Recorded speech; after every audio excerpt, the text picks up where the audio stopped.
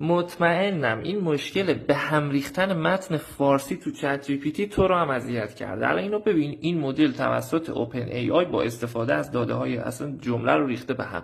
فونتش هم خداییش فونت جذابی نیست، ولی راه حل داره. میای اکستنشن چت جی پی تی آر تی ال رو نصب میکنی، با یه دکمه راست به چپش میکنی، به هم ریختگیش اوکی میشه.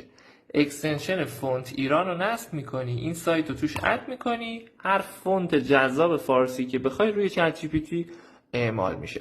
حالا این اکستنشن ها رو از کجا بیاری؟ برای اکستنشن راست به چپ که مشکل به هم ریختگی رو حل میکنه، گوگل کن چت جی پی تی آر تی ال. اینی که ساپورت نداره رو، این نه ها، اینو قبلا معرفی کردم ولی الان این بهتره.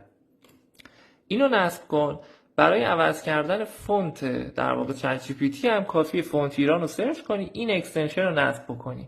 حالا نکته جذابش اینه که این اکستنشن فونت ایران روی هر سایتی بخوای کار میکنه. مثلا جمنای گوگل فونتش دیگه از چت جی پی تی هم داغونتره. میای اینجا این سایت رو اد میکنی، ببین چقدر جذابتر و قشنگتر شد. حله؟